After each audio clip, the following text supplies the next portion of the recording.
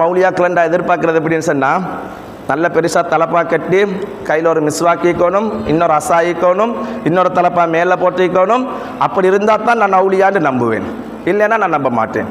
இப்படி தான் நிறைய பேர்கள்கிட்ட அவுளியாவை அவங்களாம் கற்பனை பண்ணி வச்சுக்கிறாங்க. வந்தால் பெஜரோ காரில் வந்து இறங்கணும், இல்லாட்டி பென்ஸில் வந்து இறங்கணும், இறங்கினா தான் அவுளியா, இல்லைன்னா நான் ஏற்றுக்கொள்ள மாட்டேன். அப்படி இருந்தால் தான் கூட்டமும் சேரும், அப்படி இருந்தால் தான் கூட்டம் சேரும். அப்படி வாரவங்க எல்லாரும் இல்லைன்னு சொல்லவும் இல்லை, மருக அப்படி வந்தாக்கள் எல்லாத்தையும் நான் இப்படி பேசினேன்னு சொல்லிவிடக்கூடாது. வழிகேடர்களை குறிப்பிடுகின்ற பொழுது அவர்களின் மூலமாக கராமத்துக்களை எல்லாம் எழுதுவாங்க. இப்னு தைமியா, அஷ்ரஃப் அலி தானவி, இது போன்ற நிறைய பேர்களை வந்து இந்த என்ன செய்வாங்கண்டா, அவங்களாக்க கராமத்துக்களை எல்லாம் சொல்லி காட்டுவாங்க, இப்படி எல்லாம் நடந்துச்சுன்னு சொல்லி. இவங்கெல்லாம் எங்கே ஃபெயிலியர் ஆகிற இடம்னு சொன்னால், இவங்க ஆரம்பத்தில் நல்ல முறையில் தான் வாழ்ந்திருக்கிறாங்க. இருந்து போட்டுட்டு ஒவ்வொரு ஸ்டேஜ் போகிறாங்க. போகும் பொழுது என்ன செய்வாங்கன்னு சொன்னால், அந்த ஸ்டேஜை தாண்ட போக்கில் அவங்கக்கிட்ட அந்த கராமத்துக்கள் எல்லாம் வெளிப்படும், அந்த அற்புதங்கள்லாம் வரும். இதெல்லாம் வந்து போய் கடைசியில் இந்த நஃப்ஸை அடக்கிறதுக்குரிய ஒரு முக்கியமான ஸ்டேஜ் தான் இந்த 4வது ஸ்டேஜ். இந்த இடத்துல வச்சு அவங்களால தாண்டியெல்லாம் போயிடும். அங்கே தான் நஃப்ஸு ஹா ஹா ஹான்னு கொண்டிருக்கும், எல்லாத்தையுமே கேட்கும். அதைத்தான் இதைத்தான் அதை செய் இதை செய் எல்லாமே கேட்க போக்கல அங்கே ஃபெயிலியர் ஆகிட்டேன்னு சொன்னால், அதுக்கு பொண்ணாங்க விலாயத்தை எல்லாத்தையும் அப்படியே பறிச்செடுக்கப்படும், அப்படியே உரிச்சு எடுக்கப்படும். கௌஸே ஆஸம் தஸ்தகீர், கௌஸே ஆஸம் தஸ்தகீர், கௌஸே ஆஸம் தஸ்தகீர், கௌஸே ஆஸம் தஸ்தகீர். புனிதமான இறைநேச செல்வராம் அல் ஆரிஃபி பில்லாஹ் அல் காமில் அல் முக்கம்மல் சாஹிப் சிர் அஷேக் நைனா முஹம்மத் தாலயான் மஸ்தான் சாஹிப் வலியுல்லா ரதியல்லாஹு தஆலா அன்ஹு அன்னவர்களுடைய 73வது உருஸ் முபாரக் தினத்துக்கு வருகை தந்திருக்கக்கூடிய அல்லாஹ்வின் நல்லடியார்களே, அல்லாஹும் அல்லாஹனுடைய தூதர் ஸல்லல்லாஹு அலைஹி வஸல்லம் அன்னவர்களும் எந்தெந்த விடயங்களை எடுத்து நடக்குமாறு எங்களுக்கு ஏவி இருக்கின்றார்களோ அந்த விடயங்களை எடுத்து நடக்குமாறும், அல்லாஹும் அல்லாஹனுடைய தூதர் ஸல்லல்லாஹு அலைஹி வஸல்லம் அன்னவர்களும் எந்தெந்த விடயங்களை விட்டு தவிர்ந்து ஒதுங்கி நடந்து கொள்ளுமாறு எங்களுக்கு தடை விதித்திருக்கின்றார்களோ அந்த விடயங்களை விட்டு தவிர்ந்து ஒதுங்கி நடந்து கொள்ளுமாறு முதலில் எனக்கும் அப்பால் உங்களுக்கும் நல்லுபதேசம் வசியத்தாக கூறிக்கொள்கின்றேன். பேரன்புமிக்க இஸ்லாமிய சகோதரர்களே, ஒரு புனிதமான நிகழ்வில் நாங்கள் எல்லோரும் தற்பொழுது ஒன்று கூடியிருக்கிறோம். ஏற்கனவே மௌலவி முஸ்னத் சுஃபியான் ஹதரத் அவர்கள் சொன்னார்கள், ஐந்ததுக்கு சாலிஹீன தன்சிலுர் ரஹ்மா, அல்லாஹுடைய சாலிஹீன்களை நினைவுபடுத்தக்கூடிய இடத்துக்கு அல்லாஹுடைய ரஹமத்து இறங்கி கொண்டு இருக்கின்றன. அப்படிப்பட்ட ஒரு இறைநேச செல்வருடைய புனிதமான ஒரு மஜ்லிஸிலே தான் நாங்கள் அமர்ந்திருக்கிறோம். அல்லாஹுடைய ரஹமத் எங்களுக்கு கிடைத்தது என்றால் என்ன அர்த்தம்? அல்லாஹுடைய ரஹமத்து நமக்கு கிடைக்கிறது என்று சொன்னால் அதைவிட ஒரு பெரிய பாக்கியம் வேறு எதுவுமே கிடையாது. ஏன் தெரியுமா? எவ்வளவோ நன்மைகளை நாங்கள் செய்தாலும், கடல் நுரையளவு நன்மைகள் செய்தாலும் அல்லது மலையளவு நன்மைகள் செய்தாலும், நாளை கியாமத்துடைய நாளையில் அந்த நன்மைகளோடு நாங்கள் போவோம், சுவர்க்கம் செல்வதற்காக வேண்டி ஆசையோடு போவோம். அப்படி போனன்னு சொன்னால் அல்லாஹ் ஒரே ஒரு வார்த்தை தான் சொல்லுவான் கடைசியா, ஏண்ட ரஹ்மத்தை கொண்டு சுவர்க்கம் செல், இவ்வளோதான் சொல்லுவான் அல்லாஹ். நீங்கள் செஞ்ச அமல்களை கொண்டு சுவர்க்கம் போகிறேன்னு சொல்லி அல்லாஹ் சொல்ல மாட்டான், ஏண்ட ரஹ்மத்தை கொண்டு சுவர்க்கம் போங்க. அப்போ அல்லாஹுடைய ரஹ்மத்தை கொண்டு தான் ஒரு மனிதன் சுவர்க்கம் போகிறான் என்று சொன்னால், அந்த சுவர்க்கத்துக்குரிய கூட்டங்களாக, அல்லாஹுடைய ரஹ்மத்துக்குரிய கூட்டங்களாக நாங்கள் அனைவரும் ஒன்று சேர்ந்திருக்கிறோம் என்றால் நிச்சயமாக இதை விட ஒரு பெரிய பாக்கியம் இருக்குமா எங்களுக்கு? நிச்சயமாக இது ஒரு மிகப்பெரிய ஒரு பாக்கியமாக இருந்து கொண்டு இருக்கின்றன. ஹைர், எங்களுடைய ஷேഖனா நைனா முஹம்மத் தாலயான் மஸ்தான் சாஹிப் நாயகம் ரதியல்லாஹு தஆலா அன்ஹு அன்னவர்கள் அல்லாஹ்விலே தன்னை ஃபனாவாக்கிய, அல்லாஹ்விலே தன்னை அழித்து கொண்ட ஒரு இறைநேசர். நிறைய பேர்களுக்கு நிறைய வரலாறுகள் தெரியும், நிறைய வலிமார்களுடைய வரலாறுகள். கௌசுல் ஆலம் குத்துபுல் அக்தாப் முஹியுத்தீன் அப்துல் காதிர் அல் ஜீலானி கத்தஸல்லாஹு சிர்ரஹுல் அசீஸ் அன்னருடைய வரலாறு கேட்டால் தெரியும். அதே போன்று இமாம் அபுல் ஹசன் அலி ஷாதுலி ரதியல்லாஹு அன்ஹு அன்னவர்களுடைய வரலாறுகள் தெரியும். சையத் அஹமது அல் கபீர் ரிஃபாயி நாயகம் ரதியல்லாஹு அன்ஹு அன்னவர்களுடைய வரலாறுகள் நாங்கள் அறிந்து வைத்திருக்கிறோம். இமாம் பஹாவுத்தீன் நக்ஷபந்தி, இமாம் ஹாஜா கரீப் நவாஸ் அத்தாஏ ரசூல் ரதியல்லாஹு அன்ஹுமா இவர்களுடைய வரலாறுகள், ஏன் மீரா சாஹிப் வலியுல்லா ரதியல்லாஹு அன்ஹு அன்னவர்களுடைய வரலாறுகள், இப்படி பல வலிமார்களுடைய வரலாறுகளை நாங்கள் படித்து வைத்திருப்போம். எங்களுடைய ஷேகனா எங்களுடைய நாட்டில் பல ஜியாரங்கள் இருக்குது. இந்த கொழும்புக்குள்ளே மட்டும் நீங்கள் எடுத்து பார்த்தீங்கன்னு சொன்னால் கிட்டத்தட்ட 20க்கு மேலே ஜியாரம் இருக்குமென்னு நினைக்கிறேன். அந்த அளவு நிறைய ஜியாரங்கள் இருக்குது. இப்போ கொழும்புக்குள்ளே இருக்கக்கூடிய ஜியாரங்களை எங்கள் நாட்டுக்குள்ளே இருக்கிறவங்களுக்கு தெரியுமான்னு கேட்டால், யாராவது ஒருத்தர் 2 பேர் வரலாறுகளும் ஒருத்தர் 2 பேர் பற்றி தான் ஏதாவது ஒரு 2-3 விஷயத்தை நாங்கள் தெரிஞ்சு வைத்திருப்போம். ஆனால் வேற எங்கெங்கேயோ இருக்கக்கூடிய எல்லா இறைநேசர் எல்லாம் தெரிஞ்சுக்கொள்ளணும் கூடாதுன்னு சொல்லலை, இருக்கு தெரியும். ஆனால் எங்களோட நாட்டுக்குள்ளே இருக்கக்கூடிய இறைநேசர்கள் அவங்க என்ன செஞ்சாங்க, அவங்களுடைய அந்தஸ்துக்கள் என்ன, அவங்களுடைய கராமாத்துக்கள் என்ன, அவர்களை கொண்டு நாங்கள் என்ன படிப்பினை பெறணும் என்பதனையெல்லாம் நாங்கள் உணராதவர்களாகவும் அவர்களை பற்றி தேடாத ஒரு சமூகமாகவும் நாங்கள் வாழ்ந்து கொண்டிருக்கிறோம். அதனால் எங்களுக்கு என்ன நடக்கிறது என்று சொன்னால், நாங்கள் அல்லாஹுடைய இறைநேசர்களை எங்களுடைய ஊருக்குள்ளே வைத்துக்கொண்டு அந்த இறைநேசர்களை நாங்கள் சந்திக்காமல், ஜியாரத்து செய்யாமல், அவர்களுடைய சுஹபத்தை பெற்றுக்கொள்ளாமல், தோழமையை பெற்றுக்கொள்ளாமல் நாங்கள் தள்ளி போய் இருந்து கொண்டிருக்கிறோம். ஒரு இடத்துல அத்தர் கடை இருக்குது. அந்த அத்தர் கடையை நாங்கள் வச்சுக்கிட்டு நாங்கள் இன்னொரு அத்தர் கடையை தேடி கல்முனை காட்டும் போகிறோம். கல்முனையில் போய்த்து தான் அத்தர் எடுக்க போகிறோம். ஆனால் எங்கள் வீட்டுக்குள்ளே எங்கள் ஊருக்குள்ளே அத்தர் இருக்குது. ஆனால் அந்த அத்தரை நாங்கள் பார்க்கறதில்ல. இதே மாதிரி இந்த கொழும்புக்குள்ளேயே பல ஜியாரங்கள், பல இறைநேச செல்வர்கள், பல தர்காக்கள் இருக்கு. கொழும்புக்குள்ளே இருக்கக்கூடிய தர்காக்களை பார்த்த மாதிரி விலங்கல்ல, ஆனால் இருக்கக்கூடிய எல்லா இடத்துல இருக்கக்கூடிய தர்காக்களுக்கும் ஜியாரங்களுக்கும் நாங்கள் போய் பார்க்கிறோம். கூடாது என்று சொல்லல, போகத்தான் வேண்டும், இறைநேசர்களை தேடி தேடி போக வேண்டும். ஆனால் எங்களுக்குள்ளேயே இருக்கக்கூடிய, எங்களுடைய ஊருக்குள்ளே இருக்கக்கூடிய இறைநேசர்களை பற்றியும் நாங்கள் தெரிந்து வைத்திருக்க வேண்டும், அறிந்து வைத்திருக்க வேண்டும். அப்படிப்பட்ட இறைநேசர்களுடைய வரிசையில தான் இந்த இரத்மலானை பகுதியிலே இங்கே வாழ்ந்து கொண்டிருக்கக்கூடிய மகான் ஷேக் நைனா முஹம்மத் தாலையான் மஸ்தான் சாஹிப் நாயகம் ரதியல்லாஹு அன்ஹு அன்னவர்களும் மிக பெரும் ஒரு தவசீலராக வாழ்ந்த ஒரு மகானாக திகழ்கிறார்கள். இந்தியாவில் தொண்டியில பக்கத்தில் இருக்கக்கூடிய நம்புதாலை என்கின்ற கிராமத்திலே தான் அவர்கள் பிறந்தார்கள். அவர்கள் நம்புதாலையில் பிறந்து கொழும்புக்கு வந்ததுக்கு பின்னால இந்த இலங்கையில் இருக்கக்கூடிய மக்கள் அவர்களை நம்புதாலை பாவா என்பதனை தான் சுருக்கி தாலையான் பாவா என்று அழைத்தார்கள். காலப்போக்கில் பெயர்கள் எல்லாம் மாறிப்படும் இல்லையா? நம்புதாலை பாவா, நம்புதாலை பாவான்னு சொன்னாக்கா மக்களுக்கு அது அப்படியே கொஞ்சம் மறவி அப்படியே தாலையான் பாவாக மாறிடும்.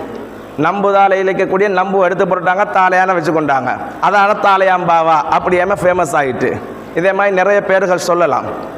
இதுபோல அவர்களுடைய பெயர் ஷேக் நைனா முஹம்மத். ஷேக் நைனா முஹம்மத் என்பதுதான் அவர்களுடைய பெயர். இந்த பெயரை இவர்களுக்கு ஏன் இப்படி சூட்டினார்கள் என்பதற்குரிய ஒரு வரலாறு அவங்களுடைய வாப்பா, தந்தையார் அவங்களே சொல்லி காட்டுவாங்க. பின்னால் அவங்களோட உம்மா சொல்லுவாங்க. அவங்களோட உம்மா கருவறையில் ஷேக் நைனா முஹம்மத் தாலையா மஸ்தான் சாஹிபை சுமந்து கொண்டு பாசிப்பட்டணத்தில் இருக்கக்கூடிய ஷேக் நைனா முஹம்மத் சாஹிப் வலியுல்லா நாயகத்தினுடைய தர்பாருக்கு ஜியாரத்துக்கு போகிறாங்க. அப்போ பிள்ளை வயிற்றுல இருக்கு, உம்மாவும் வாப்பாங்க போகிறாங்க. அங்கே போன நேரத்தில் அவங்க ஒரு நேர்ச்சை வைக்கிறாங்க. இந்த பிள்ளை பிறந்தால் நான் உங்களுடைய பெயரை வைப்பேன். யாருடைய பெயரை? பாசிப்பட்டணம் நைனா முஹம்மத் சாஹிப் வலியுல்லா நாயகத்தினுடைய பெயரை வைப்பதாக ஒரு நேர்ச்சை வைக்கிறார்கள். அப்படி வைத்து விட்டு வாப்பா சொல்றாங்க உம்மாவை பார்த்து, அவங்கள தன்னுடைய மனைவியை பார்த்து, உங்களோட வயிற்றுல இருக்கக்கூடிய பிள்ளைக்கு இவங்களுடைய பெயரை, இந்த அவுலியாக்களுடைய பெயரை நைனா முஹம்மது என்ற பெயரையே நீங்க சூட்டுங்க அப்படின்றாங்க. இது எப்போ நடக்குது? 1893. அந்த டைம்ல ஸ்கேன் நீக்குதா? பார்க்கலுமா? பார்க்கலா. அப்போ எப்படி வயிற்று இருக்க புள்ள ஆம்பளை புள்ளைன்னு கண்டுபிடிச்சார் வாப்பா? எப்படி கண்டுபிடிச்சது? அந்த டைம்ல ஸ்கேனும் இல்லை, ஒன்றும் இல்லை. ஆனாலும் அவங்க சொன்னாங்க, அவங்களுடைய வார்த்தைகள் அல்லாஹ் ஒருவருக்கு உதிப்பை ஏற்படுத்தினால் அந்த உதிப்பின் மூலமாக சொல்லக்கூடிய பாக்கியத்தை அல்லாஹ் கொடுக்கிறான். அப்போ அவங்க சொல்றாங்க, இந்த பிள்ளைக்கு நீங்க நைனா முஹம்மது என்ற பெயரை வைங்கன்னு சொன்னா பிறக்க போற புள்ள ஆம்பளை புள்ள என்றதை சூசகமாக சொல்லி முடிச்சுட்டாங்க. பிறந்த உடனே பார்த்தீங்கன்னு சொன்னால் ஆம்பளை பிள்ளையா தான் பிறக்கிறாங்க, அவங்களுடைய பேரை தான் வச்சாங்க. நிறைய பேர்களுக்கு இந்த பேரில் கன்ஃபியூஸ் ஆகி சொல்லுவாங்க, இது என்ன தாலையான் பாவான்னு வச்சுக்கிறாங்க. தாலையான் பாவான்னு சொன்னாக்க அவங்க முஸ்லீம் இல்லையா, அவங்க வந்து வேற ஏதாவது மதமா, இப்படி எல்லாம் கேட்க. பேரு நைனா முஹம்மத், ஷேக் நைனா முஹம்மத். முஹம்மது என்ற பேர் நபிகள் நாயகம் ஸல்லல்லாஹு அலைஹி வஸல்லம் அவர்களுடைய பேர். அந்த பெயரை தான் பாசிப்பட்டின நைனா முஹம்மது சாஹிப் வலியுல்லா நாயகத்துக்கு வச்சாங்க. அந்த பெயரை தான் எங்களுடைய பாபா ஷேக்னா தாலியா மஸ்தான் சாஹிப் நாயகம் ரலியல்லாஹு அன்ஹு அன்னவர்களுக்கு வைத்தார்கள். இப்படி இவர்கள் சிறு வயதில் இருந்து இறை தேட்டம் உள்ளவர்களாகவே வாழ்ந்திருக்கிறாங்க. அல்லாஹ் ஒவ்வொரு வலிமார்களை ஒவ்வொரு விதத்தில் தேர்வு செய்வான். அந்த விதத்தில் சில வலிமார்களில் சில தரஜாக்கள் இருக்கும். அக்குதாபுகள் குத்துபுமார்கள் இருப்பார்கள், அபுதால்கள் இருக்கிறார்கள், அவுத்தாதுகள் இருக்கிறார்கள், நுஜபாக்கள், நுகபாக்கள் என்று பல பிரிவுகள் இருக்கும். இப்படி ஒவ்வொரு பிரிவினர்களில் தாலியா மஸ்தான் சாஹிப் நாயகம் ரலியல்லாஹு அன்ஹு அன்னவர்களும் ஒரு இறைநேச செல்வர்களுடைய அல்லாஹ்விலே தன்னை ஃபனாவாக்கி கொண்ட ஒரு இறைநேச செல்வர்களிலே இருக்கக்கூடிய ஒரு பிரிவு. இவர்கள் வந்து எப்படி இருப்பார்கள் என்றால், சின்ன வயசில் இருந்தே சில கபர் குழிகளை தோண்டுவார்களாம். தோண்டி அதற்குள்ளே போய் உட்கார்ந்து கொண்டு இறைவனை தியானம் செய்வார்களாம் தனியாக. அப்பொழுது உம்மா பைத்து கூட்டிக் கொண்டு வருவாங்களாம். எழுப்பாட்டி எடுத்துக்கொண்டு வந்ததுக்கு பின்னால் அன்றைய காலத்திலே எல்லாம் இந்த ஃபக்கீர்மார்கள் எல்லாம் இப்படி மேனியில் துண்டுகளை போட்டுக்கிட்டு தலப்பாக்களை போட்டுக்கிட்டு அப்படி பாதையில் நடந்து போவாங்களாம். போகும் பொழுது இவங்க சின்னத்திலேயே கேட்பாங்க, உம்மா இவங்கெல்லாம் யாரு இப்படி போகிறாங்களேண்டு. இப்போ உம்மாக்கு தெரிஞ்ச விளக்கத்தை உம்மா சொல்லுவாங்களாம். எப்படி உம்மா சொல்கிறாங்க, மகனே இது வந்து அல்லாஹ்விடத்திலிருந்து வந்தவங்க அல்லாஹ்வை தேடி போய்கிட்டு இருக்கிறாங்க. யாரை தேடி? அல்லாஹ்வை தேடி போய்கிட்டு இருக்கிறாங்க அப்படின்வாங்களாம். உடனே மகனார் சொல்லுவாங்களாம், உம்மா அப்படியா, எனக்கும் அந்த ஆசை தான் இருக்கு. நானும் இந்த வயசுலேயே நானும் அல்லாஹ்வை தேடி போகணும், எனக்கும் அப்படியே என்னையும் விட்டு விடுங்களே அப்படின்னு சொல்லி ஷேக் நைனா முஹம்மத் தாலியா மஸ்தான் சாஹிப் நாயகம் ரலியல்லாஹு அன்ஹு அன்னவர்கள் சிறு வயதில் இருந்தே அவர்களுடைய அந்த இறை தேட்டம் என்பது ஆரம்பமாகிவிட்டது. அப்போ அந்த நேரத்தில் அவர்களை வழிநடத்தினது வந்து அவங்களுடைய உம்மாவுடைய வாப்பா, அப்பா முறை உம்மாட வாப்பா தான் இருந்தாங்க. அவங்க என்ன செய்வாங்கன்னு சொன்னால், பிள்ளை வளர்வதற்கு முன்பதாகவே இவர் எப்படிப்பட்ட ஒரு மகானாக வரப்போகிறார் என்பதனை உணர்ந்து வைத்திருந்ததன் காரணத்தினால அவர்களை சரியான முறையிலே வழிநடாத்த ஆன்மீக வழியிலே கொண்டு செல்வதற்கு அப்பா நிறைய முயற்சிகளை செய்து அந்த வழியிலே அவர்களை வழிநடாத்தி கொண்டு இருந்தார். ஆரம்ப பயிற்சி எல்லாம் அப்பா கிட்ட இருந்துதான் ஷேக் நைனா முஹம்மது சாஹிப் நாயகம் ரலியல்லாஹு அன்ஹு அன்னவர்கள் படித்துக் கொண்டு வருகிறார்கள். பின்னால் வந்து அவர்கள் பெரியவர்களாக ஆகின்ற பொழுது அங்கே தொண்டியிலே இருந்தார்கள் மௌன குரு அப்பா என்று சொல்லி ஒரு இறைநேசர். மௌன குரு அப்பா அப்படின்னு சொன்னால் அவங்க வந்து பேச மாட்டாங்க, அவங்க வந்து வாய் திறந்து பேச மாட்டாங்க. யாராவது பேசினா கையில் எழுதி காட்டுவாங்க, பார்த்துட்டு போய்த்துடுவாங்க. இவங்கக்கிட்ட போய் அடிக்கடி உட்கார்ந்து கொண்டே இருப்பாங்களாம். மௌனகுரு சாஹிப் நாயகம் அவங்கக்கிட்ட போய் உட்கார்ந்துக்கிட்டு இருப்பாங்க. இப்படி அவர்களுக்கிட்ட இருந்த காரணத்தினால இவர்களுக்கும் அதில் ஒரு ஈர்ப்பு வந்து விட்டது. மௌனகுரு சாஹிப் நாயகம் ரலியல்லாஹு அன்ஹு அவர்கள் வாய் பேசாமல் உட்கார்ந்திருக்கிறாங்களே, அல்லாஹ்வை அடைவதற்கு இதுவும் ஒரு வழிதானா என்பதை உணர்ந்துக்கிட்டு அவங்களும் பேசாமல் இருப்பதற்கு கொஞ்சம் கொஞ்சமாக பழகிக்கிட்டு வராங்க. இப்போ பேச மாட்டாங்க, யாரும் சரி அதிகமாக பேசினா அவங்க பேச மாட்டாங்க, வாய் மூடிக்கொண்டு இருப்பாங்க. தேவைக்கு மட்டும் பேசக்கூடிய ஒரு சூழ்நிலையில் ஷேக் நைனா முஹம்மது சாஹிப் வலியுல்லா ரலியல்லாஹு அன்ஹு அவர்கள் வருகிறார்கள். திரும்ப வாலிபர்களாக ஆனதுக்கு பின்னால் கொழும்புக்கு வராங்க.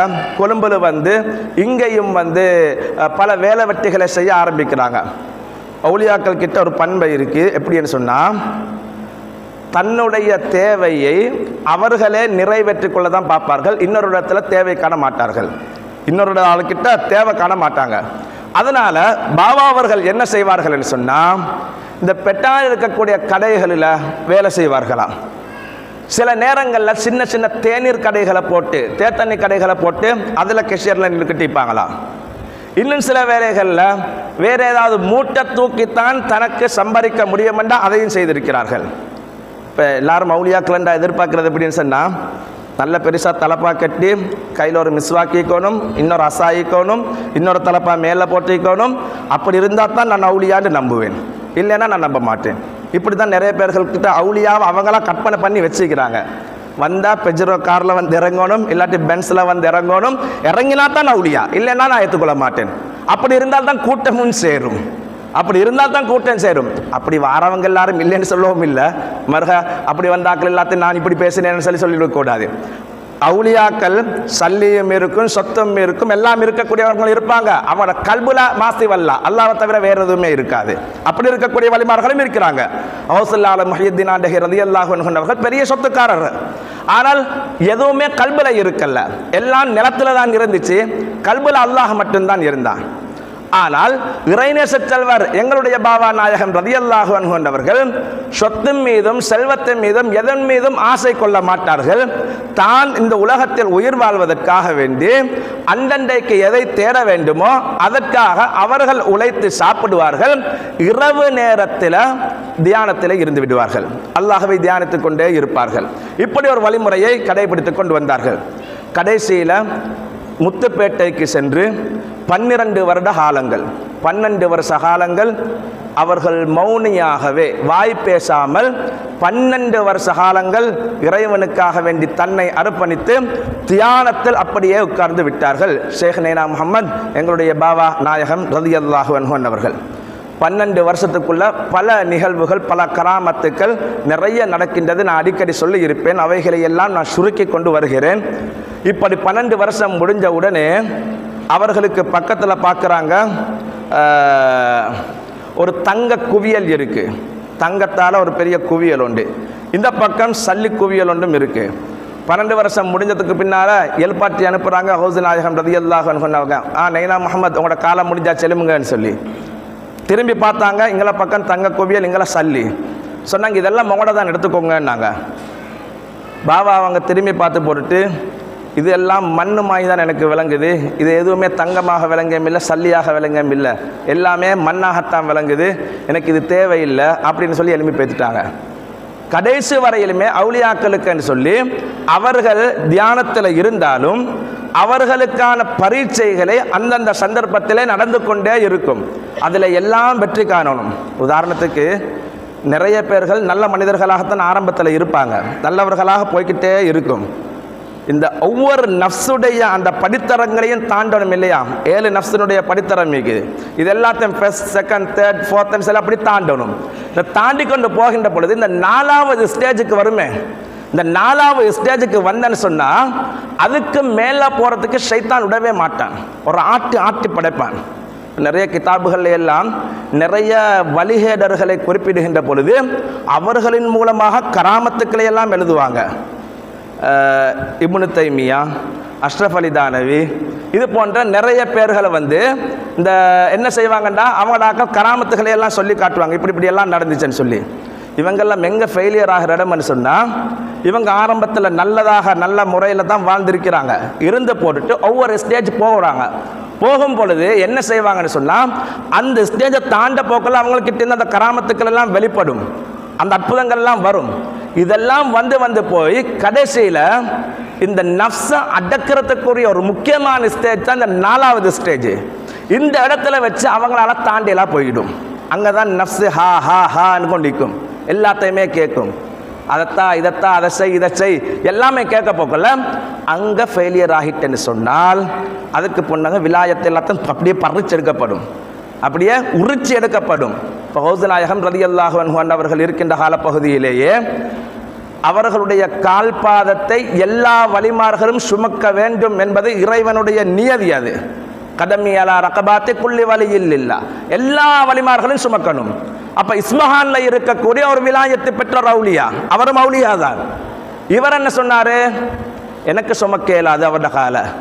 உடனே அல்லாஹ் என்ன தெரியுமா செஞ்சான், அப்படியா உங்களுக்கு அவருடைய கால சுமக்க இயலான்னு சொன்னா உங்களோட விலாயத்தை நான் அப்படியே கலட்டி எடுத்துடுவேன் என்று முஹியுத்தீன் மௌலூதில் எடுத்து பாருங்க, ஹிகாத்தில் வரும். எப்படி எடுத்தாங்கன்னு சொன்னா, ஆட்டினுடைய தோலை உருக்கிறத போல அவர்கிட்ட இருந்து விலாயத்தை அப்படியே உருக்கி அப்படியே வேறாக்கி எடுக்கப்பட்டது என்று வரும். அப்போ அவுலியாக்களுடைய அந்த ஸ்தானம் ஒவ்வொரு ஸ்டேஜ் போகின்ற பொழுது ஒவ்வொரு படித்தரத்திலையும் சோதனைகள், சில பரீட்சைகள் நடந்து கொண்டே இருக்கும். இதை எல்லாம் தாண்டி போனால்தான் ஒரு உச்சகட்டத்தை அடைகின்ற பொழுதுதான் ஆரிஃபு பில்லாக்களாக இறைவனில் தன்னை ஃபனாவாக்கிய இறைநேசர்களாக இறைவனால அங்கீகரிக்கப்படும். அப்படி இல்லைன்னா இடையில விட்டுப்பட்டுன்னு சொன்னா அவனமாய் மோசமானவன் யாருமே இருக்க மாட்டான், இடையில நாசமாய்ப்பான். அதனால தான் பாருங்க இப்னு தைமியா நாசமா போனான். அதுக்கு பின்னால் சொன்ன கருத்து எல்லாம் வந்து குஃப்ருடைய கருத்துக்களை சொல்லி வச்சுப்பான்.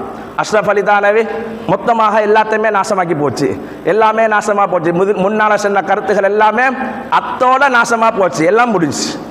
ஏன்னாக்கா அவர்கிட்ட இருந்தான் ஈமாம் பரிபோனத்துக்கு பின்னால அதுல ஃபெயில் ஆனதுக்கு பின்னால அவங்க சொல்லுவாங்க, இந்த ஓத போட்டுட்டு திடீரென்று ஓதுறத்துல அரவாசியில் நின்றுன்னு சொன்னா அந்த பொடியனை பார்த்தேன்னு சொன்னாக்கா அப்படி கெட்டு போய்த்துடுவான். நல்லா ஓத போட்டுன்னு சொன்னா ஓதி கொண்டிப்பான். திடீரென்று பார்த்தா ஆள் விலகி மதரசால் இந்த ஓதாமல் வெளியே வந்துட்டான்னு சொன்னா அப்படி குட்டிச்சோராகி போய்த்துடுவாங்க. அந்த மாதிரி தான் அது சின்ன ஸ்டேஜ் தானே, விலாயத் வந்து பெரிய ஸ்டேஜ். அப்போ அப்படியே ஒரு ஸ்டேஜுக்கு போயிட்டு இடையில வந்துட்டேன்னு சொன்னா, இடையில அவருக்கு தடம் பிறந்துட்டேன்னு சொன்னா அதுக்கு பின்னால அவர் குட்டிச்சுவராகி கருத்துக்கள் எல்லாம் பிழையான கருத்துக்களை சொல்லக்கூடிய நிலையில வழிகாட்டின் பக்கம் மக்களை இட்டு செல்லக்கூடிய ஒரு சூழ்நிலைக்கு அவர் ஆகிவிடுவார். அப்படி நிலைமை தான் நிறைய பேர்களுக்கு இந்த வழிகேடர்களான இமாம்கள் என்று சொல்லக்கூடியவர்களுக்கெல்லாம் நிகழ்ந்தது. ஹைர், அப்ப பாபா அவர்களுக்கு இத்தனை பரீட்சைகளையும் வைக்கப்பட்டதற்கு பின்னாலும் அவர்கள் ஒவ்வொன்றிலும் அதற்குரிய பதில்களை கொடுத்து கொண்டு விலாயத்தினுடைய உச்சகட்டத்துக்கு இவர்கள் சென்ற நிலைதான் அவர்களுடைய வரலாறுகளில் நாங்கள் பார்க்கிறோம். எனவேதான் பாபா நாயகம் ரதியல்லாஹு அன்ஹு அவர்கள் முத்துப்பேட்டையில் 12 வருஷம் இருந்தாங்களா, திரும்பி நாகூருக்கு வாராங்க. நாகூர் எஜமான் ஷாகுல் ஹமீத் பாதுஷா நாயகம் ரதியல்லாஹு அன்ஹு அவர்களை தரிசிக்க வந்து அவர்களுடைய கால் மாட்டு தெருவில் அந்த இடத்துல வாசல்ல வந்து உட்கார்ந்து கொண்டே நிற்கிறாங்க. பாதுஷா நாயகத்தினுடைய அழைப்பு வரும் வரைக்கும் உட்கார்ந்து கொண்டே இருக்கிறாங்க. எத்தனை நாள் உட்கார்ந்தாங்க? ஒரு நாள் உட்கார்ந்து பார்த்தாங்க, 2வது நாள் உட்கார்ந்தாங்க, 3வது நாள் உட்கார்ந்தாங்க, இந்த 3 நாளுமே சாப்பாடு இல்லை. 4வது நாள் உட்கார்ந்தாங்க, 5வது நாளும் உட்கார்ந்தாங்க, 6வது நாளும் உட்கார்ந்தாங்க, 7வது நாள் ஒரு கிழமை அப்படியே உட்கார்றாங்க. ஒரு கிழமையா தண்ணி மட்டும்தான் குடிச்சாங்களாம். தண்ணி மட்டும்தான் குடிச்சுக்கிட்டு சாப்பாடு ஒன்றும் இல்லாமல் 7 நாளாக அப்படியே கதவடியில் உட்கார்ந்து இருக்கிறாங்க. உங்களோட அழைப்பு கிடைச்சால் தான் நான் உள்ளுக்கு வருவேன் என்று சொல்லி உட்கார்ந்து இருக்கிறாங்க. இப்போ அந்த காலத்தில் வந்து நாகூர் பாதுஷா நாயகத்துடைய தர்பாரை நிர்வகித்து கொண்டிருக்கிறார்கள் மரைக்காயர்கள். இந்த கப்பல் பயணிகள் இருக்கிறாங்க இல்லையா, மரக்காயர்னு சொன்னாக்கா கப்பல் பயணிகள், கப்பல் வேலை செய்யக்கூடியவர்கள், வணிகத்தில் வந்தவங்க, இப்படியெல்லாம் சொல்லுவாங்க. அந்த காலத்தில் அவங்க தான் பாதுஷா நாயகத்தினுடைய தர்பாரை நிர்வகித்து கொண்டிருக்கிறாங்க. அப்போ அதில் இருந்தாங்க MK முஹம்மது மீரான் சாஹிப் மரைக்காயர் என்று சொல்லக்கூடியவங்க தானே. MK முஹம்மது மீரான் சாஹிப் மரைக்காயர் நாகூருடைய தர்பாரினுடைய அந்த ட்ரஸ்டிமார் பட்டியலை எடுத்து பார்த்தா அந்த பட்டியலில் அவரும் மீப்பாங்க. அவங்க இந்த காலத்தில் இருந்தாங்கன்னு சொன்னாக்கா தஞ்சையில் இருக்கக்கூடிய மன்னன் பிரதாப் சிங் அவங்க அந்த காலத்தில் தஞ்சையை ஆட்சி செய்து கொண்டிருக்கின்ற பொழுது இந்த முஹம்மது மீரான் சாஹிப் மரைக்காயர் அவர்கள் வந்து நாகூர் பாதுஷா நாயகத்தினுடைய அந்த நாகூர் ஷரீஃபை ஆட்சி செய்து கொண்டு நிர்வகித்து கொண்டிருக்கின்ற காலம். அப்போ இவங்களுக்கு ஒரு ஆசை என்னன்னு சொன்னால், எதனாலும் வருவாங்க ஷாகுல் ஹமீத் நாத்துக்கிட்ட காலையில் சுபஹ தொழுதுட்டு வந்து, பாதுஷா நாயகமே நான் உங்களுக்காக வேண்டி இவ்வளவு வேலை செஞ்சுக்கிட்டு இருக்கிறேன், உங்களோட தர்பாருக்கு வாரேன், உங்களோட இடத்த நான் சுத்தம் பண்ணுறேன், எந்த நாளும் வந்து உங்களுக்கு சலாம் சொல்லிட்டு நான் கேட்குறது ஒன்றே உண்டு தானே, நான் இவ்வளோ நாளும் உங்கள்கிட்ட எதுவுமே கேட்கல, பணத்தை கேட்டேனா, செல்வத்தை கேட்டேனா, பொருளை கேட்டேனா, எதையுமே நான் கேட்கல, ஒன்றே ஒன்று தான் உங்கள்கிட்ட கேட்குறேன், எனக்கு ஒரு காமிலான ஷேகை எனக்கு காட்டித்தாங்க, நான் அவரோட கரம் பிடிக்கணும், நான் அவரை கரம் பிடிக்கணும், எனக்கு காட்டித்தாங்க நாயகமே. இதை மட்டும்தான் இவர் கேட்குற. காலையிலும் கேட்பாரு, மாலையிலும் கேட்பாரு, காலையிலும் கேட்பாரு, மாலையிலும் கேட்பாரு. இப்படி கேட்டுக்கிட்டே இருக்கின்ற பொழுது இந்த காலப்பகுதியில் தான் எங்களுடைய ஷேഖ்னா பாபா நாயகம் ரலியல்லாஹு அன்ஹு அன்னவர்கள் ஷாகுல் ஹமீத் பாதுஷா நாயகத்தினுடைய தர்பாரில் போய் இப்போ 7 நாளாக சாப்பாடு இல்லாமல் உட்கார்ந்து கொண்டு நிற்கிறாங்க. கடைசியில் பாபா கேட்டாங்களாம் ஷாகுல் ஹமீத் நாயகத்துக்கிட்ட, நாயகமே உங்களோட ஒரு விருந்தினராக நான் வந்திருக்கிறேன், இத்தனை நாளாக என்ன பசியில் போட்டு வச்சுக்கிறீங்களே, 7 நாளாக ஒன்றுமே தின்னலே, பசியில் போட்டு வச்சுக்க, இது உங்களுக்கே தகுமா நாயகமேன்னு கேட்டாங்களாம். கேட்டு முடிஞ்சதுக்கு பின்னால், சரி நாயகமே உங்களோட அழைப்பு வரல, நான் இந்த இடத்த விட்டு காலி பண்ணுறேன்னு சொல்லி அப்படியே எழும்பி போகிறாங்க. அவங்க போகிறதோடைய அந்தண்டு நைட்டில் இந்த எம்கே முஹம்மது மீரான் சாஹிப் என்று சொல்லக்கூடிய இந்த மரைக்காயர் அவருடைய கனவுல ஷாகுல் ஹமீத் பாதுஷா நாயகம் ரதியல்லாஹு அன்ஹு அன்னவர்கள் கனவுல வாராங்க. வந்து சொன்னாங்க, மகான், நீ எந்த நாளும் எனக்கிட்ட வந்து ஒரு காமிலான ஷேகை காட்டு, நான் பையத்து செய்யணும், கரம் பிடிக்கணும், அவரைத்தான் நான் முர்ஷிதாக ஏற்றுக்கொள்ளணும்னு சொல்லி கேட்டுக்கிட்டே இருக்கிறியே. 7 நாளாக பசி பட்டினியோட ஏண்ட வாசப்படியில் உட்கார்ந்து கொண்டு இந்த ஒரு கையில் ஒரு கம்போட ஒரு வேட்டியோட உட்கார்ந்து கொண்டு நிற்கிறாரு, உன கண்ணுக்கு விளங்கலையான்னு கேட்டான். என்ன இவரும் எந்த நாளும் வாராரு போறாரு தான், எந்த நாளும் வாராரு போறாரு ஜியாரத்துக்கு. பாபா உட்கார்ந்துக்கிறதையும் பார்க்குறாங்க. அவர் நினைக்கிறார் எப்படின்னு சொன்னால், பாதுஷா நாயகத்தினுடைய தர்பாருக்கு எத்தனையோ பக்தர்கள் வருவாங்க, அதில் ஒரு ஆளாகத்தான் இவர் மீட்பார் அப்படின்னு அவர் நினச்சிக்கிட்டாரு. அப்படி நினச்சிக்கிட்டதுக்கு பின்னால் இப்போ பாதுஷா நாயகன் கனவுல வந்து சொல்கிறாங்க இல்லையா, நீ காமிலான ஷேகத்தரை தேடிக்கிட்டு இருக்கிறாய், ஆனால் ஏண்ட தர்பாரில் 7 நாளாக தின்னாம குடிக்காம அந்த உட்கார்ந்துக்கிறாரே, அவர் உன்னை கண்ணுக்கு விளங்கலையா, அவர்கிட்ட போய் நீ சேர்ந்துக்கோ அப்படின்னு சொன்னதும் போய் பார்த்தாங்க, இவங்களை காணல. ஏன்னா இவங்க 7 நாள் முடிஞ்சு பெருமி பெய்துட்டாங்க. இப்போ இவர் தேடுறாரு, முழு நாகூர்லேயும் தேடுறாரு, அங்கே தேடுறாரு, இங்கே தேடுறாரு, அந்த ஊருக்கு போகிறாரு, இந்த ஊருக்கு போகிறாரு, இப்படி ஒருத்தர் வந்தாருன்னு கேட்குறாரு, எங்கேயுமே இல்லை. கடைசியில் இந்த மக்கள் நடமாட்டமே இல்லாத ஒரு இடம், கடற்கரையோரத்தில் மக்கள் எல்லாம் நஜீஸ் பண்ணுற மாதிரி ஒரு இடம் இருக்கும் இல்லையா கடற்கரையோரத்தில், அந்த இடத்துக்கு போய்த்து பாவா அப்படியே பேசாமல் உட்காந்து உறங்கி கொண்டு இருக்கிறாங்க ஒரு இடத்துல. இப்போ இவர் போய் பார்த்தாங்க, ஓஹோ இவர் இங்கே தான் ஆகிக்கிறாங்க என்று சொல்லி ஓடி போய் சொன்னாங்களாம், காலை பிடிச்சி, நாயகம் என்னை மன்னிச்சிடுங்க, நீங்கள் கட்டாயம் பாதுஷா நாயகத்துடைய தர்பாருக்குள்ளே வரலாம்ண்டு. இப்போ பாவா பேச மாட்டாங்க.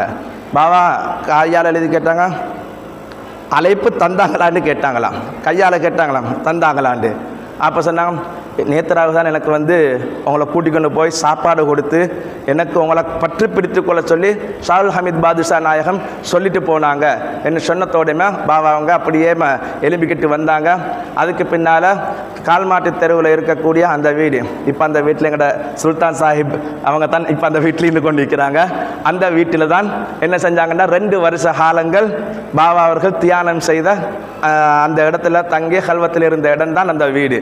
அந்த வீட்டில் அப்படியே உட்கார்ந்து 2 வருஷ காலமாக அங்கே இருந்தாங்க. இருந்துக்கிட்டு அங்கேயே மக்களுக்கு நல்ல போதனைகளை செய்தார்கள், மக்களுக்கு பல விஷயங்களை சொல்லிக் கொடுத்தார்கள், தியானத்தினுடைய முறைகள், அதே மாதிரி இறைவனை அடைவதற்குண்டான அந்த பயிற்சிகளை, இது எல்லாம் ஷேகுனா தாலியா மஸ்தான் சாஹிப் நாயகம் ரதியல்லாஹு தஆலா அன்ஹு அன்னவர்கள் அந்த நாகூர்லையும் செய்துவிட்டு கடைசி காலகட்டங்களில் இந்த கொழும்புக்கு வந்தாங்க. கொழும்புல வைத்து 1955 ஆண்டு 1955 ஆண்டு 8ஆம் மாதம் 3ஆம் திகதி புதன்கிழமை காலை 9:30 மணிக்கு அவர்கள் இந்த உலகத்தை விட்டும் மறைகிறார்கள். அவர்கள் மறைவதற்கு முன்பதாக ஒரு விஷயத்தை சொன்னாங்க. என்னன்னு சொன்னால், நான் மௌத்தாகிட்டேன்னு சொன்னால் என்னை வந்து சினமங்காடனில் கொண்டு போய் அடக்கம் செய்யுங்க, என்னை வந்து என்ன கருவத்தோட்டத்தில் போய் அடக்கம் செய்யுங்க என்று சொல்லிட்டாங்க. இப்போ அவங்க வஃபாத் ஆகிட்டாங்க. வஃபாத்தானதுக்கு பிறகு இப்போ யோசிக்கிறாங்க, கொழும்புல மௌத்தான எங்கே அடக்குவாங்க? ஒன்றோ குப்பியாவத்தையில் அடக்கணும், இல்லாட்டி மாளிகாவத்தையில் அடக்கணும், இல்லாட்டி ஜாவத்தையில் அடக்கணும், எங்கேயாவது ஒரு இடத்துல தானே மையவாடியில் அடக்கணும். இப்போ பாபா அவர்கள் என்ன செஞ்சிட்டாங்க? சினமங்காடனில் அடக்க சொல்லிட்டாங்களே. இப்போ சினமங்காடனை தேடி எங்கே போகிறது? அப்போ தான் பாபா அவர்களுக்கு ஹதியாவாக ஒரு காணி கொடுக்கப்படுகிறது. பாபா அவர்கள் ஆரம்பத்தில் செஞ்ச ஒரு வேலைக்காக வேண்டி ஹதியாவாக கொடுக்கப்பட்ட இந்த இரத்மலானை, இந்த மையம், இந்த இடத்தை அவர்களுக்கு கிடைக்கப்பட்டதற்கு பின்னால் முடிவு செஞ்சாங்க. அந்த காலத்தில் இருந்த தாலியான் சொசைட்டியில் இருக்கக்கூடியவர்கள் பாபா அவர்களை அவர்களுடைய சொந்த காணியிலேயே நாங்கள் அடக்கலாம் அப்படின்னு சொல்லி முடிவு செஞ்சு இனிகலை கெண்டி கட்டுக்கஸ்தொட்டையில் இனிகலை என்ற ஒரு ஊர் இருக்குது, போயிருக்கிறீங்களோ தெரியல. அந்த இனிகலையில் ஒரு ஜியாரம் இருக்கும், பீர் பாபா என்று சொல்லி ஒரு இறைநேசருடைய ஜியாரம் இருக்கும். அந்த இனிகலையில் இருக்கக்கூடிய பீர் பாபா அவங்களும் தாலியா மஸ்தான் சாஹிப் நாயம் அவங்களும் நல்ல க்ளோஸ் ஃப்ரெண்ட், அப்படியான 2 பேரும் நல்ல கூட்டாளிகள். அப்போ இவங்க என்ன செஞ்சிட்டாங்கன்னு சொன்னால் 2 பேரும் அடிக்கடி பேசிக்கொள்வாங்களாம், நான் மௌத்தா போனால் ஏண்ட வேலைகளை எல்லாம் நீங்கள் தான் செய்யணும், நீங்கள் மௌத்தா போனால் இப்படி மாறி மாறி பேசிக்கொள்வாங்களாம். அப்போ பாபா சொன்னாங்களா, கொஞ்சம் மீறிங்க, நான் தான் ஃபஸ்ட்டுக்கு மௌத்தாகிறேன், அதனால் நீங்கள் இதுக்கு மேலே ஒன்றும் பேச தேவையில்லை, ஏண்ட வேலையை நீங்கள் தான் வந்து செய்யணும் என்றாங்களாம். யாருக்கு? பீர் பாபாக்கு. அதே மாதிரி பாபா அவர்கள் வஃபாத்தானதுக்கு பின்னால் இனிகலையில் அடக்கம் செய்யப்பட்டிருக்கக்கூடிய பீர் பாபா அவங்க அந்த டைமில் மீரா மக்காம் பள்ளிவாசலுடைய தலைமை நிர்வாகியாக இருந்தவங்க பீர் பாபா. குரு பிரிண்டர்ஸ் வைத்திருந்தாங்க கெண்டியில். அவங்க தான் அந்த டைமில் மீரா மக்காம் பள்ளிவாசலுடைய முக்கியமான பதவியில் இருந்தவங்க. அப்போ இவங்க என்ன செய்கிறாங்கன்னு சொன்னால், இங்கே வந்து இந்த ரத்மரானாய் பகுதியில் இந்த இடத்துல கபரை தோண்ட ஆரம்பிக்கிறாங்க. அந்த கபரை தோண்டி கொண்டு இருக்கின்ற பொழுது என்ன அதிசயம், கருவப்பட்டைகள் வெளியில் வருதுதான். கருவப்பட்டை வெளியேற வருது. அப்போதான் எல்லாரும் யோசிச்சாங்களாம், பாபா அவர்கள் சொன்ன அந்த வார்த்தை என்ன, சிலமங்காடன் கருவத்தோட்டத்தில் அடக்குங்கன்னு சொன்னாங்களே, இந்த இடத்தை தான் நேரத்தோடைய பாபா அவர்கள் சொல்லி வைத்திருக்கிறார்கள் என்பதனை மக்கள் அந்த நேரத்தில் தான் உணர்ந்து கொண்டார்களாம். எனவே அதற்கு பின்னால் தான் பாபா ஷேக்நாயகம் அன்னவர்கள் இங்கே நல்லடக்கம் செய்யப்பட்டு இன்றும் இறைவன் ஹக்கு சுப்ஹானஹு வ தஆலாவுடைய அருளினால் அவர்களுடைய புனித ஸ்தலம் ஜெகஜோதியாக இன்று விமர்சையாக இந்த இடத்திலே ஜியாரத்தின் நிகழ்வுகள் நடந்து கொண்டு இருப்பது மாத்திரமல்லாமல் இங்க இருக்கக்கூடிய ஒவ்வொன்றுமே கராமத்தின் அடிப்படையில் தான் இருக்கும். இருக்கின்ற எனக்கு தெரியும், இந்த இடத்துல இருந்து கொண்டு எதுவெல்லாம் கராமத்தில் நடந்ததுன்னு சொல்லி நான் பட்டியல் போட ஆரம்பித்தேன் என்று சொன்னால் அது சொல்லி முடிக்க முடியாது. உதாரணத்துக்கு இந்த புடவை எடுத்துக்கொள்ளுங்க. இந்த புடவையும் ஒரு கராமத்து தான். ஒருவருக்கு கல்யாணம் பேசினேன், இதை மட்டும் சொல்லி முடிச்சு கொள்றேன். ஒருவருக்கு கல்யாணம் பேசியாச்சு. எந்த இடத்துல? இங்கே வச்சு தான் கல்யாணம் பேசினது. பேசி பொண்ணூட்டுக்கும் மாப்பிள்ளோட்டுக்கும் விருப்பம். சரி, 2 பேருக்கும் கல்யாணம் முடிக்கிறதுக்கான சொல்லி இருக்க போக்கல, நாளைக்கு நிக்காஹிக்க போக்கல இந்த ராவு பொண்ணூட்டாக்கள் சொல்கிறாங்க பொண்ணுக்கு மாப்பிள்ளைய பிடிக்கலையாம், அதனால் கல்யாணத்தை கேன்சல் பண்ணுவோம். மாப்பிள்ளைக்காரர் எனக்கு நல்ல உகப்பானால் அவர் வந்து பாரு இப்படி சொல்லிட்டாங்க அப்படின்ட்டு. அப்போ நான் அவருக்கு சொன்னேன், ஒன்றும் கவலை இல்லை, பேசினிடம் எங்க பாவட முன்னுக்கு வச்சு பேசின கல்யாணம். அதனால் உனக்கு பாவ வந்து இதை விட நல்ல ஒரு பொண்ணை தரத்துக்கு இருக்கிறாங்களாയിരിக்கும். இதை விட நல்ல பொண்ணை தரத்துக்கு தான் பாவா வந்து இந்த கல்யாணத்தை கேன்சல் பண்ணிப்பாங்க அப்படின்னு சொல்லி நான் சொல்லிட்டேன். சொன்னதுக்கு பின்னால் பார்த்தா அதுக்கு பின்னால் அவர் கல்யாணம் முடிக்கிறாரு. கண்மணி நாயகம் ஸல்லல்லாஹு அலைஹி வஸல்லம் அன்னவர்களுடைய குடும்பத்தை சார்ந்த ஒரு அஹ்லுல் பைத் புள்ளையை தான் கல்யாணம் முடித்தாங்க. ஒரு அஹ்லுல் பைத் தான் கல்யாணம். அப்போ கிடைச்சதை விட சிறப்பானதை கிடைச்சிச்சு. சரி, ஹைர். அப்போ அந்த கல்யாணம் முடிஞ்சு இந்த பிள்ளைக்கு வானம்னு சொன்ன பிள்ளைக்கு கல்யாணமே நடக்குதில்லை. பின்னால் மிச்சம் காலமாக தடமாறிக்கிட்டே இருந்தாங்க. 7ஆம் மட்டில் ஒரு நாள் அவங்க உம்மா வந்து சொன்னாங்க, பாருங்களே வந்த வரத்தை முட்டு போட்டுட்டு கடைசியில் என் பிள்ளைக்கு இப்போ கல்யாணமே நடக்குதில்லைண்டு. அப்போ நான் அவகிட்ட சொன்னேன், உங்களோட பிள்ளையோட கல்யாணம் இங்கே தான் பேசினது, அதனால் கோபப்பட்டிருக்கிறது நான் இல்லை, கொடுத்த வாக்கை நீங்கள் நிறைவேற்றல, நீங்கள் பாபா அவங்கக்கிட்ட மன்னிப்பை கேட்டு அவங்களுக்குன்னு சொல்லி ஒரு போர்வையை கொண்டு போட்டு மன்னிப்பு கேட்டு நீங்கள் சொல்லுங்கள், இன்ஷா அல்லாஹ் உங்களோட பிள்ளைக்கும் கல்யாணம் நடக்கும் என்று அவங்க தச்சு கொண்டு போட்ட போர்வை தான் இந்த போர்வை. இன்றைக்கு யாரோ சரி இதை போட்டிக்கிறாங்க. சரியா, இந்த போர்வையை போட்டுட்டு சொன்னாங்க என்ன பிள்ளைக்கும் கல்யாணம் நடக்கணும்ன்றாங்க. அல்ஹம்துலில்லாஹ் லண்டன்ல இந்த மாப்பிள்ளை வந்து ஒரு கிழமையில கல்யாணம் முடிஞ்சு கல்யாணத்துக்கு பின்னால் லண்டனுக்கே கூட்டிட்டு போயிட்டாங்க. 2 பேருக்கும் விஷயம் சக்ஸஸ் ஆகிடுச்சு. அதனால் இங்கே இருக்கக்கூடிய ஒவ்வொன்றும் கேட்டினா எடுத்துக்கொள்ளுங்க, அதை எடுத்துக்கொள்ளுங்க, இதை எடுத்துக்கொள்ளுங்க, உள்ளுக்கு போட்டிக்கிற காபட்டை எடுத்துக்கொள்ளுங்க, ஒவ்வொன்றும் கராமத்து தான். எல்லாமே அப்படித்தான். ஒவ்வொன்று இந்த மாதிரி செல்ல போனால் ஒவ்வொன்றுக்கும் சொல்லிக்கொண்டே போகலாம். அந்த அளவு நிறைய அற்புதங்களை இந்த இடத்திலே பாபா அவர்களின் மூலமாக நிகழ்த்தி கொண்டு, அது மட்டுமில்லை நிறைய பேர்கள் எங்களுடைய மார்க்கத்துக்குள்ள வருவதற்கும் ஏகத்துவத்தை பற்றி பிடிப்பதற்கும் காரணமான ஒரு இடமாக இந்த இடம் தற்பொழுது இருக்கின்றது. எல்லாம் வல்ல அல்லாஹ் எனக்கும் உங்களுக்கும் அருள் பாலிப்பானாக. லா இலாஹா இல்லல்லாஹ், லா இலாஹா இல்லல்லாஹ், லா இலாஹா இல்லல்லாஹ், லா இலாஹா